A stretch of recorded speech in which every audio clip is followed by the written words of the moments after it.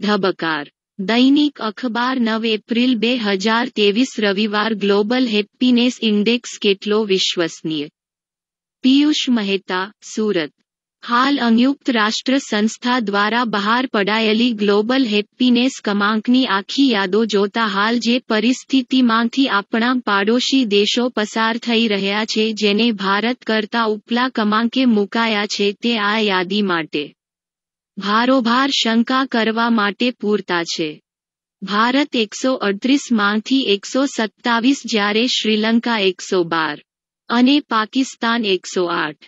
જ્યારે પાકિસ્તાની આમ પ્રજા પોતાના દેશ માટે મોદી જેવા શાસક ઈચ્છે છે। આવા દેશના શાસકો અને સત્તાધીશો તેમને સત્તા બહાર થયા બાદ મળતા વિદેશી આશરાની આશાએ જ જનતા પર જુલમ કરી શકે છે, એ જગજાહેર છે। સંયુક્ત રાષ્ટ્ર સંસ્થા જે પશ્ચિમી ખાનગી એજન્સીઓને આ કામ સોંપે છે, તેઓ ભારત પ્રત્યેના હાડોહાડ પૂર્વગ્રહથી ગ્રસિત હોય છે। તેઓ સેમ્પલ સર્વે માટે એક ચોક્કસ સંખ્યા દરેક દેશ માટે નક્કી કરે છે, જે બહુ નાની હોય છે। જેવી કે આ સર્વે માટે ફક્ત 1000 તો ભારત જેવા વિશાળ વસ્તીવાળા કે નાના અને ઓછી વસ્તીવાળા ફિનલેન્ડ જેવાને એક સમાન રીતે લાગુ પાડવામાં આવે છે। ગાંધી ફિલ્મ તે સમયની ભારત સરકાર દ્વારા આર્થિક રોકાણ કરીને વિદેશી નિર્માતા નિર્દેશક પાસે 2 ભાષામાં બનાવડાવી હતી। ગાંધીજી અને સાથે કકત નહેરુની વૈશ્વિક છબી ઊભી કરવા માટે અને સરદાર પટેલનું ચરિત્ર તેમની વાસ્તવિક ભૂમિકાના પ્રમાણમાં મર્યાદિત રીતે રજૂ કરાયું હતું અને તેને ઢગલાબંધ આંતરરાષ્ટ્રીય એવોર્ડ્સ મળ્યા અને તેમાં ભારતીય કલાકારો પણ લાભાન્વિત થવાથી આપણે રાજીના રેડ થઈ ગયા। આવું જ સ્લમ ડોગ મિલિયોનેર માટે થયું, જેમાં ભારતના સ્લમ વિસ્તારને વધારે પ્રચાર મળે તેનું ધ્યાન રખાયું હતું। હાલ RRRને મળેલો ગીત માટેનો એવોર્ડ પણ ભારતીયને બદલે દક્ષિણ ભારતીય કળા તરીકે વધુ ખ્યાતિ પામ્યો। વિશ્વ સુંદરીના મિસ વર્લ્ડ અને મિસ યુનિવર્સના પુરસ્કાર પણ ભારતના બજારોને ધ્યાનમાં રાખીને વધુ અપાયા છે। આ બધા પુરસ્કારની પરીક્ષણ પેનલો પર કોઈ ભારતીય હોય છે। જો હોય તો કદાચ ભારત વિરોધી માનસિકતા ધરાવતા ભારતીય મૂળના વિદેશીને કોઈને ગોઠવી દેવાતા હશે।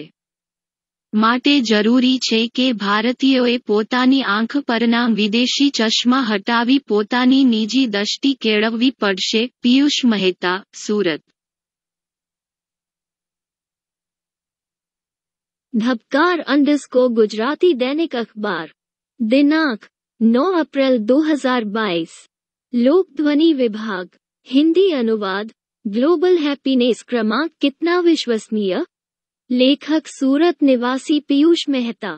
कुछ दिनों पहले संयुक्त राष्ट्र संस्था ने उपरोक्त क्रमांक घोषित किया, पर इस सूची में हमारे पड़ोसी राष्ट्र को भारत से काफी ऊपर के क्रमांक दिए गए हैं, जो इस सूची के बारे में संशय पैदा करने के लिए काफी है।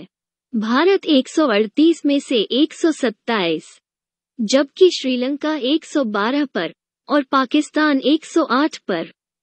जबकि पाकिस्तानी आवाम अपने लिए मोदी जी जैसे शासक चाहती है। ऐसे देश के राजकर्ता उनको सत्ता से बाहर होने के बाद विदेश में मिलने वाली पनाह की आशा में रहकर ही अपनी प्रजा पर इतने बेरहमी से पेश आते हैं। यह विश्व में करीब सबकी जानी हुई बात है। यूएनओ जिस पाश्चात्य निजी एजेंसी को ये काम सुपुर्द करती है, वे भारत के प्रति पूर्वग्रह से संपूर्ण रूप से ग्रसित है। वे लोग सैंपल सर्वे के लिए जो संख्या तय करते हैं, ये बहुत ही छोटी होती है। जैसे कि इस सर्वे के लिए 1000, जो भारत जैसे बड़ी आबादी वाले देश और बहुत कम आबादी वाले देश फिनलैंड के लिए समान होती है। गांधी फिल्म उस समय की भारत सरकार द्वारा पूंजी निवेश करके 2 भाषाओं में विदेशी निर्देशक द्वारा बनवाई गई थी, जिसमें गांधी जी के अलावा सिर्फ नेहरू जी के चरित्र को उन दोनों की वैश्विक तस्वीर बनाने के लिए उपसाया गया था। जबकि सरदार पटेल का चरित्र आम ही रहे, इतनी जागरूकता रखी गई थी और इसे असंख्य अंतर्राष्ट्रीय पुरस्कार प्राप्त हुए। जिनमें भारतीय कलाकार भी शामिल थे। इसलिए भारतीय जनता राजी राजी हो गई। ऐसा ही स्लम डॉग मिलियनेयर के बारे में भी हुआ, जिसमें भारत के स्लम एरिया पर ज्यादा फोकस किया गया था। हाल RRR के गीत को प्राप्त पुरस्कार भी भारतीय कला के बजाय दक्षिण भारतीय कला के रूप में ज्यादा ख्याति पाया। मिस यूनिवर्स और मिस वर्ल्ड पुरस्कार भी भारतीय बाजार को ख्याल में रखकर ही ज्यादा दिए गए। क्या इन सभी पुरस्कारों के जजीज में कोई भारतीय है क्या? कभी कोई होगा तो भारतीय मूल के किसी विदेशी को स्थापित किया होगा जो भारत विरोधी मानसिकता से ग्रसित हो।